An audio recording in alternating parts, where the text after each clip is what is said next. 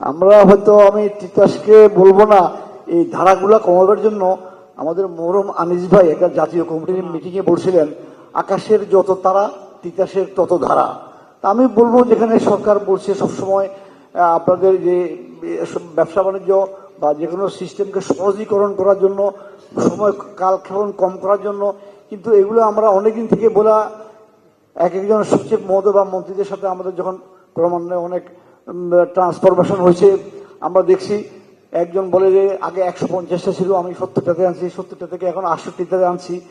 তো আমি বলবো, তিতাস সহ, শুধু তিতাস একা না, যে কটা জ্বালানি কোম্পানি আছে বা আমাদের সরকারি, বিশেষ করে সব সরকারি দপ্তরগুলোতে আমাদের কিন্তু এই যে যথেষ্ট আমাদের ব্যবসা বাণিজ্য সহজীকরণের চেয়ে আরো দিন দিন কঠিন থেকে কঠিনতর হয়ে যাচ্ছে।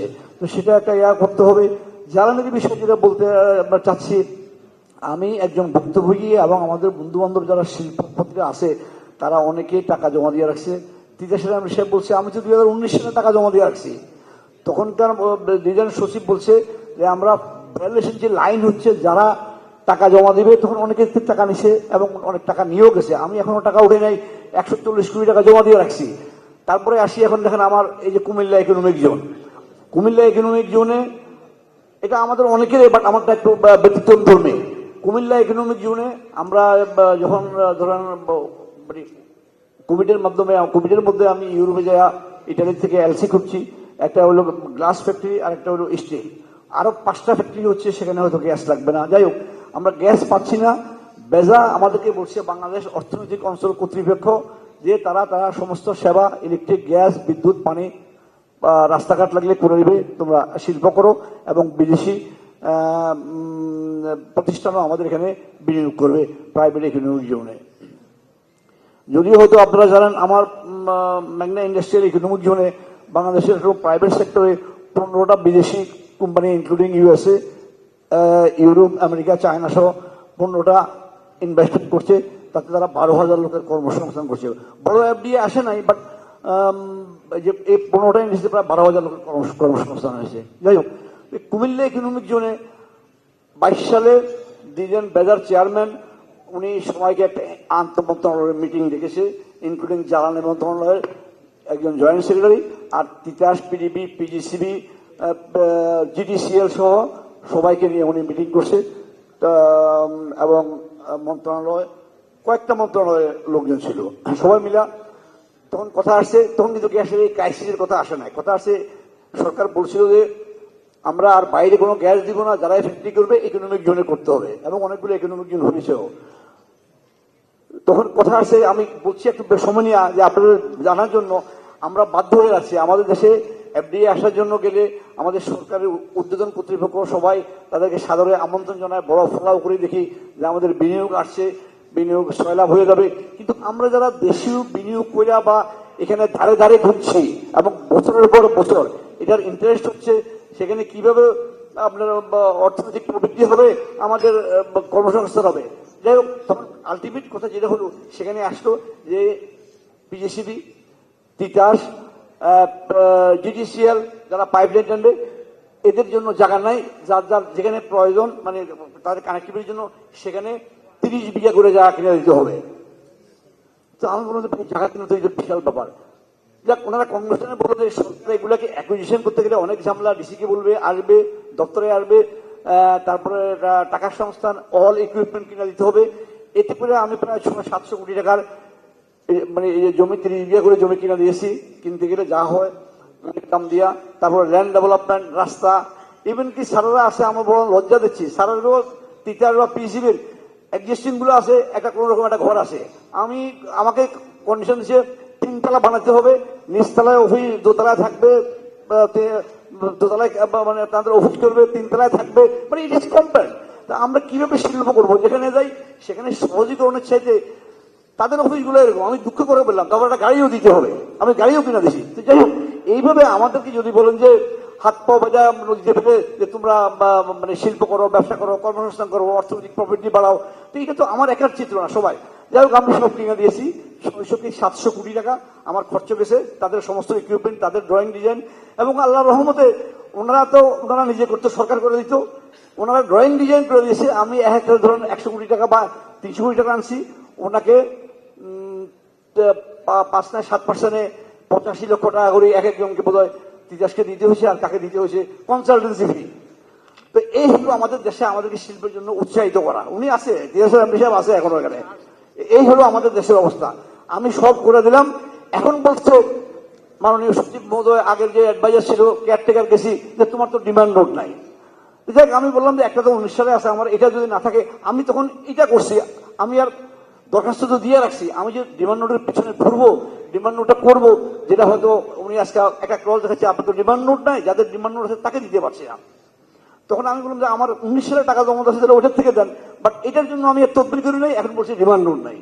এখন এই যে অবস্থা, আমি IFC, ওয়ার্ল্ড ব্যাংক, IMF, ইতালির সাসে থেকে $600 মিলিয়ন, 600 মিলিয়ন 6-12-72 7,200 কোটি টাকা। এবং এটা আমি মাননীয় প্রধানমন্ত্রী গত মাসের 20 তারিখে আমাদের কয়েকজনকে ডাকছে, সেখানে অর্থমন্ত্রী মহোদয়, বাণিজ্য মন্ত্রী, প্রিন্সিপাল সেক্রেটারি, বাংলাদেশ ব্যাংকের গভর্নর ছিল, ডাকছে ওনারা 4টে স্টিল মিল বিক্রি করার জন্য, বা আমরা কিভাবে বিনিয়োগ করতে পারি। তা আমি সেই সম্বন্ধে কিছু কথা বলা, যেহেতু মাননীয় প্রধানমন্ত্রীকে সামনে সৌভাগ্য হচ্ছে, আমি বললাম যে আমার এই বিষয়গুলা, আমি তো এখন তাই দেউলিয়া হয়ে যাওয়ার অবস্থা হবো। 1-2 হলো, আমি যদি বাংলাদেশের লোন থাকতো, আমি বলতাম, সরকারের কাছে আবেদন করতাম, আমাকে সুদ মাফ করে দেন, আমাকে 5 বছরের কিস্তি 10 বছর করে দেন, কিন্তু এখানে তো এই সুযোগ নাই। এখানে IFC, ওয়ার্ল্ড ব্যাংক এবং ইটালির সাসে বা চাইনিজ সরকারি ব্যাংক, এখানে তো এই সুযোগও নাই। তার মানে কি, আমার এখানে 57টা ইন্ডাস্ট্রি, 65,000 লোক। এখন তো আমি যদি দেউলিয়া হই, একটা বন্ধ হলে অন্যগুলো বন্ধ হয়ে যাবে। এখন আমাদের এটা ট্রায়াল করতে হবে, হেভি ইন্ডাস্ট্রি কানেকশন পাওয়ার পরও আবার 7-8 মাস টাকা ট্রায়াল করতে।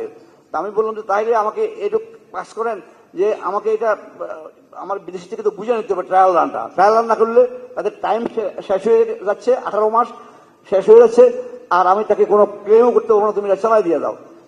যেটা বলছি, এই হলো আমাদের বাস্তব অবস্থা। আমাদের স্যাররা, আমাদের বিশেষজ্ঞরা সবাই আমাদেরকে বলছে, হ্যাঁ তোমরা শিল্প করো, ব্যবসা করো, কর্মসংস্থান করো। তাহলে কিভাবে করবো? বিদেশ থেকে আসলে আমরা তাদেরকে গুরুত্ব দিব, বা তাদেরকেও যদি এইভাবে কমিটমেন্ট করে, তারা তো আমাদের কাছে আসে যে আমাদের কি অবস্থা। এখন এটা আমি কাকে যেভাবে চোখ বুঝা রাখিয়া বললো যে আমি দেখি নাই, পৃথিবীর কেউ দেখে নাই, তারা তো আমাদের পত্রপত্রিকা পড়ে। এবং নট অনলি দ্যাট, দেখেন আসেন কোনো একটা সমস্যা হলে কি অবস্থা, আমাদের দেশের অনেকগুলো সংস্থা আছে। আমি এক জায়গায় অন্য কথা বলছি, আমাদের একটা ওয়ার্ল্ড ব্যাংকের সংস্থার আমার ডিসবার্সমেন্ট আসবে, এখন বলছে তোমার নামে, তোমার আমার সিএফ করলো, আমি বিদেশ থেকে আসার পরে, আমি অনেকদিন বিদেশে ছিলাম, যে তোমার চেয়ারম্যান সাহেবের নামে ট্রাভেল ব্যান। তো বলছে উনি যখন বিদেশে আসছে, ট্রাভেল ব্যান থাকলে উনি কোর্ট থেকে অর্ডার নিয়ে যায়। এখন এটা বাংলাদেশের প্রথিত প্রথা, দুদুকে এখন কমিশনার নাই, চেয়ারম্যান নাই, যার জন্য হচ্ছে না। আমার সিএফ এটা বললো। দ্বিতীয়ত আসে বলে তোমার নামে আমরা দেখছি আবার একটা মিউনিসিপ্যালিটিতে একটা কেস আছে, তোমার চিনি নাকি প্যারামিটার ভালো হয় নাই। তো যাই হোক, আমি ওই কথাটা ম্যাজিস্ট্রেটকে চ্যালেঞ্জ করছি এবং বললাম যে বাংলাদেশে BST আছে, সায়েন্স ল্যাবরেটরি আছে, আণবিক শক্তি কমিশন আছে, মিউনিসিপ্যালিটির এই একটা বাংলাদেশ ইনস্টিটিউট, তার ইন্সপেক্টর যাবো আমি না, বাংলাদেশে যত ফুড ব্যবসায়ী আছে সবাইকে, এখানে আমাদের অনেকের মাল খারাপও আছে, খারাপ থাকতে পারে, আমি সেটা চ্যালেঞ্জ করছি না, তার চেয়ে অনেক বেশি গুণ আমাদের আপনার ল্যাবরেটরি। এবং আমি বলি BST কে আমার প্রতিনিয়ত প্রতি কনসালটেন্ট আসতেছে, আমরা BST দেখতেছে, আমাদেরকে ইন্সপেকশন করতেছে, চাওয়া হচ্ছে। আমি যেটা বলছি, উল্লেখ করছি এই জন্য যে বিদেশিরা আমাদেরকে এটাও বলে, আমাকে বললো যে তোমার ওখানে কেস আছে, তো আমি বললাম তো এটা কেস আছে, কেস তো এখন বাংলাদেশের মানে বিভিন্ন সংস্থা বিভিন্ন হচ্ছে, কে কাকে কন্ট্রোল করবে, কি করবে, এগুলো তো হচ্ছে ভাই, এগুলো উই আর ফেসিং ইট।